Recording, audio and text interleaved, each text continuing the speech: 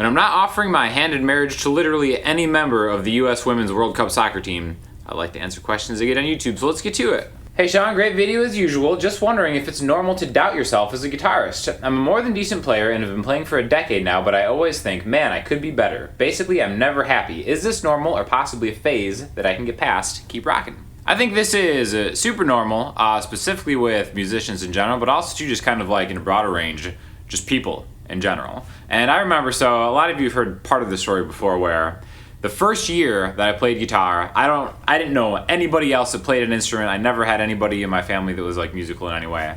And I just picked up guitar like my senior year of high school, and I taught myself essentially through like ultimate guitar tabs. And after about a year, I could play like a lot of Hendrix songs and like Zeppelin songs poorly, but in my mind I was like, I'm like pretty good. Like I've only been playing for a year and I can play things that like the greatest players ever played. So again, you know, it was at that time I was brimming with confidence, as I am known to do in certain areas. And then I remember I had something wrong with my guitar amp and I brought it into Guitar Center, and just one of the random employees at Guitar Center was just checking it out, and then he just plugged the guitar in and he just started shredding all over it. And I was like, oh my god, this guy's a legend. What is he doing working at Guitar Center? And then he's like, yeah, I think I hear something. Let me get somebody else. And he called like another employee over, and that guy plugged in and he started shredding on it. And I'm like, what is happening? And then basically everyone in this Guitar Center had to go at my amp and made me look like a total idiot. And that was like such a humbling experience, just to kind of like realize that how we evaluate guitarists and musicians is totally like skewed in a lot of ways. Like there are just so many guys and girls out there who are just amazing at the instrument.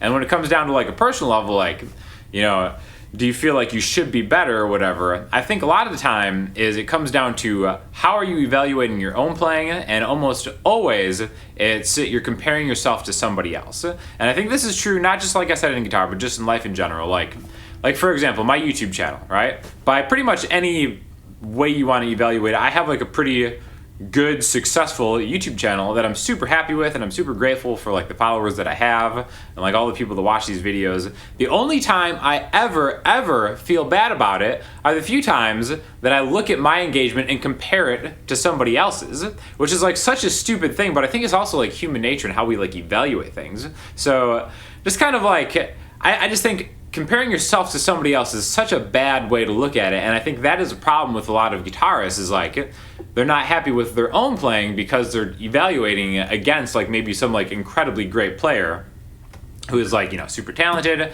has put a lot of the work in. And when it comes to like how good you are as a guitarist, how good I am as a guitarist, again, I've never thought I was very good ever since that fateful day at Guitar Center, but my answer as far as like how good of a guitarist I am is I'm exactly as good as I should be for the amount that I practice and play, right? Which is like, you know, a metric that I am personally satisfied with. So the fact that like, you know, you admit that you're a halfway decent player means like you're probably pretty good, you've been playing for a while, and really it's just kind of one of those things, you just take stock in the instrument and just feel good about the work that you've put in, rather than feeling like, oh, maybe I should be better. Now also too, there's a whole other, you know, part of this question as far as like, how good do you want to be? Like for me, I'm pretty happy with where I am playing. You know, I'm always getting better and I'm always striving to improve. But if you really feel like you're lacking in something, there's so many different ways that you can get there. So setting like achievable goals and like being able to kind of like monitor what you're practicing, how you're practicing, if that method of practicing and playing is working for you, is also very important. But at the end of the day, I think it's really just kind of like, just chill out, give yourself a pat on the back for the work that you've done thus far, because remember when you first started, it was like so difficult. So a lot of us just take for granted, like, even just as something as simple as like playing bar chords or something, like that's super hard when you first start out. And if you can do that, then hey, you know, you can really do anything. It just comes down to believing in yourself, being confident, and then if you want to take it to that next level, whatever that level may be, just make sure that's something that you do truly want, and you're not trying to get there just because you feel like you should, or you see other players doing it, and then just kind of like practice and have a good time with it. Okay, here is what appears to be a Russian comment. Let me type this into Google Translator real quick, and you effing, every day you release some garbage, got effing. Salty Russian blues comment of the week, I guess? I don't know. It really is, like, whenever I get a comment in a different language and I copy and paste it and put it into Google Translate, there's like this giddy moment of anticipation, hoping that it's going to be like a salty comment, and most of the time it is, so thank you very much. You guys might have smoked a little too much before the video, just a little. Tell me about your green guitar, please. Also, a lot of you may know, I've like never actually done drugs of any kind, but the video that you're referring to, where me and Justin are kind of like promoting the masterclass we did, and it started out, the idea was really to take one fretboard spanning arpeggio and then back it up into like a pentatonic shape, just to kind of promote what that whole class was about. And through that, we had this whole sea captain's metaphor, and it ended up just being like really phenomenal. And I don't blame you for thinking that we were baked out of our mind, because it just kind of has that vibe to it. So definitely watch that if you haven't already too. The green guitar I was using there is a D'Angelico Deluxe SS. Get a lot of comments on that one. For some reason, it's over there. I don't feel like grabbing it, but it'll be in some videos coming soon, so stay tuned. Wow, the amount of hate comments and the content of those comments has me shaking my head and questioning the sanity of such commenters. Just gotta laugh. By the way, will you be at Summer NAMM this year? I will be at Summer NAMM this year. I think it's in like a week or two or something. I don't know. People will tell me when I'm supposed to be there. But I'm going with my squad. It's pretty cool. I'm going with my buddy Fabian from Bliss Avenue, who you guys are going to see on the channel. Super cool guy. Ian's meeting us out there. Davidas is going, and I think Andreas is there. Plus, we're going to kind of link up with a lot of the gang too. So if there's anything you guys want to see NAMM content related, other than some weird video I always come up to, like the NAMM Awards I did with Cheddar, check that out. Let me know. I've learned so much from all your videos, thanks so much. Could you do a tutorial on intro, outro noodling that some people do before or after a song? Yes, I can, because I would say of the live shows, 50% of it is me intro or outro noodling. So just kind of one idea that I give you specifically for an intro, right? Like let's say the song is like a A minor, G, C, F, major progression or whatever. I like to take those first two chords, right? So it's a 4-chord song. Just give a little tease, a little taste, the first two of them. Let's go A minor to G, right? So maybe just kind of vamp. I think vamping on a chord is a very important skill to have, specifically when playing live or buying your time somewhere, right? So you can go back and forth between those two chords, and then maybe start adding, I like adding double stops.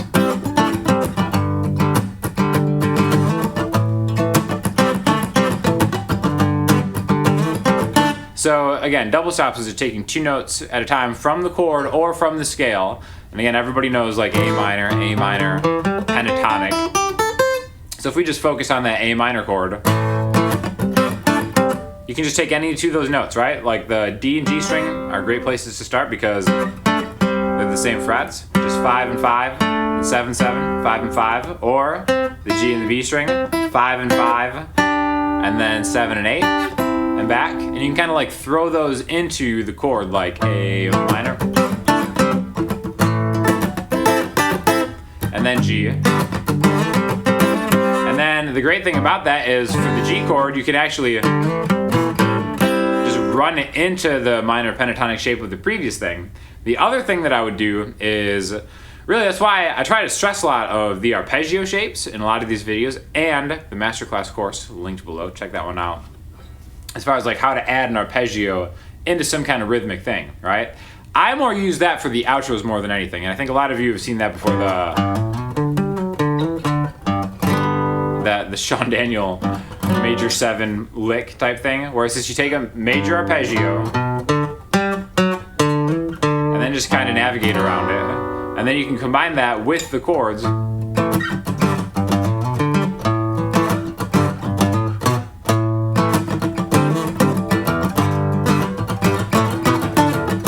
Maybe octave the arpeggio.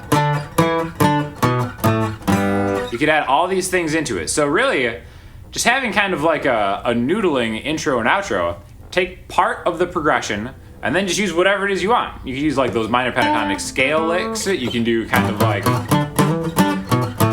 octave arpeggio type runs, which I think sound really good. But just don't give away the whole bag, right? So then, you know, when you're kind of like just jamming, there's that A.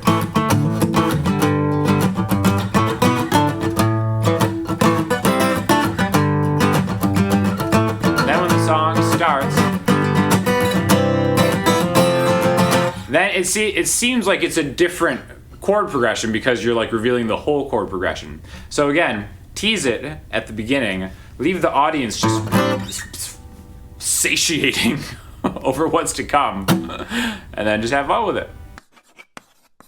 Listening homework this week, I'm gonna send you back to an artist that I send you to a lot of the time, my man Tom York.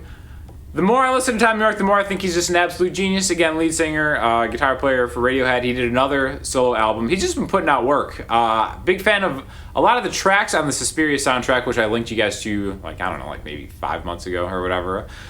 But again, you know, I remember when he first started coming out with solo stuff like Eraser era, Atoms for Peace era, I wasn't totally into it, but now that I kind of like see it through the prism of a larger work and kind of see his influence on the band and kind of like how he was kind of like the guiding voice for like the Kid A kind of switch up and even just like the newer stuff, the more I really just like appreciate Tom York and some of like the live stuff that he's released on his YouTube channel where it's just him playing piano.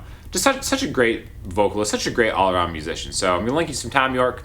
Let me know what you guys think in the comment section below. Definitely check out that masterclass I did with Justin this week because I think it's I think we did a good job just kind of breaking down how to see different pieces of the fretboard. So definitely thank you for everybody who signed up for that. And if you haven't, no worries, check it out and let me know what you think in the comment section, Instagram, Twitter, or the website. I'll talk to you all soon. Thanks a lot.